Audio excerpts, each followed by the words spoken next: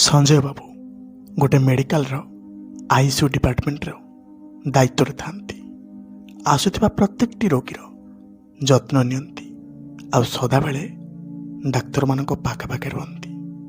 कई कई लोक तांको भारी सम्मान करती, भारी मानती। कहीं जानती संजय बाबू लोक हिसाब से भारी भल सी। कई कई कहती तांको सुविधा असुविधा रे बाबू छिड़ा हुंती। आ सबुठार बड़ कथा होची आसुथिबा रोगी मानकर परिवार को धैर्य दियंती, साहस दियंती। आ कहती व्यस्त हुएनी, आम डाक्तर बाबू माने चेष्टा करिसंती। ता छड़ा महाप्रभु जगन्नाथ भी अछंती, से सब ठीक करदेवे। हाँ, बाबूंकर एक पद कथा परिवार मनरे साहस दिए, धैर्य दिए। से दिन किंतु पहुंची गोटे 17 कि 18 वर्षर पिलाटी जी की बिछणार पड़ी छटपट होता है। जेते बुझेले भी लोक मानकर मन किंतु बुझेनी। समस्ते जानती आईसु को जी थरे जाइछि फेरिबा कष्ट। समस्त को जना आईसु होची एमितिका डिपार्टमेंट जोटिकी रोगीटीए कले फेरिबा कष्ट। हुए तो आरपारी को चली जाए, नहेले भगवान को कृपारू डाक्तर मानक प्राणपणे चेष्टा परे मृत्यु मुखर फेरी आसे। समस्त किंतु जना थाए 50% चांस बंचीब नहेले मरीजिब। बाबू से दिन गोटे रोगीर जत्न नौ थांती। तांकर लक्ष्य पड़िला से 17-18 वर्षर पिलाटी उपरे।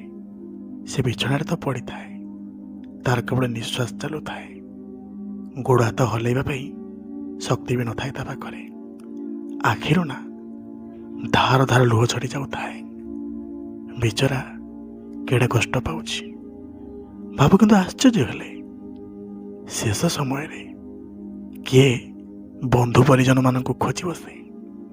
पिलाटाए एमिति कांदुछि क्या आ संभाली पारलेनी।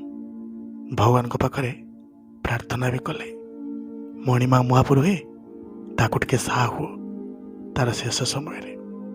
ता छड़ा पिलाटे भी जानी सारिथिला से मात्र दिन कईटा बंचिबो। डाक्तर बाबू भी लेखि देइथिले इ आउ हेबनी बोली।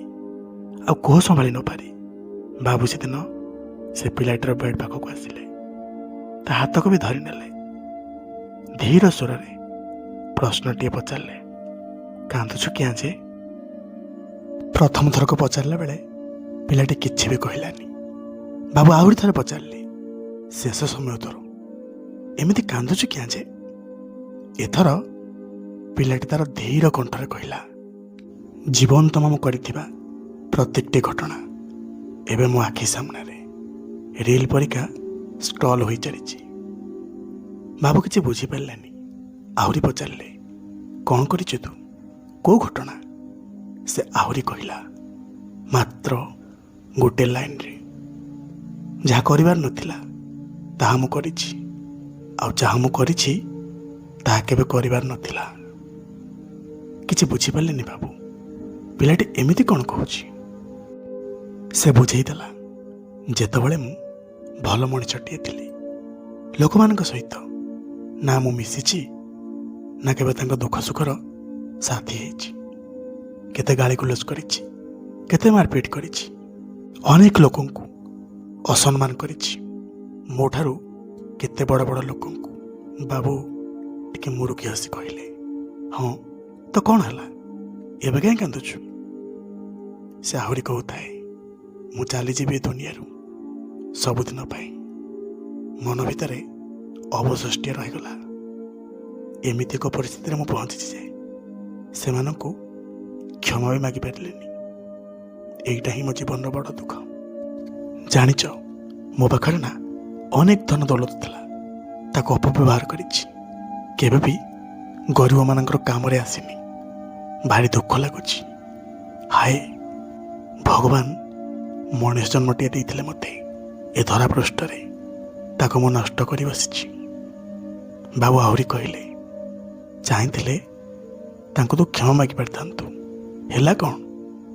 से पुणी कहूଥାଏ, अहंकार ମୋ ମନ ଭିତରେ ବସା ବାନ୍ଧି ରହିଥିଲା ସବୁବେଳ ପାଇଁ। ଗର୍ବ ଆଉ ଅହଙ୍କାରରେ ବୁଡ଼ି ରହିଲି ମୁଁ।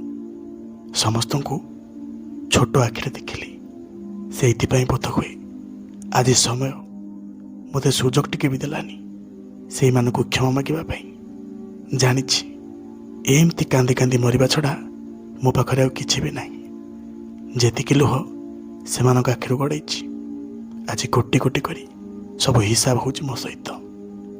ପିଲାଠାରୁ ଏକଥା ଶୁଣିଲା ପରେ ବାବୁଙ୍କୁ ବି ଭାରି ଦୁଃଖ ଲାଗୁଥାଏ। ସତରେ ଆଖି ଆଗରେ ଏମିତିକା ସତକୁ ଦେଖି କିଏ ବା ସମ୍ଭାଳିବ।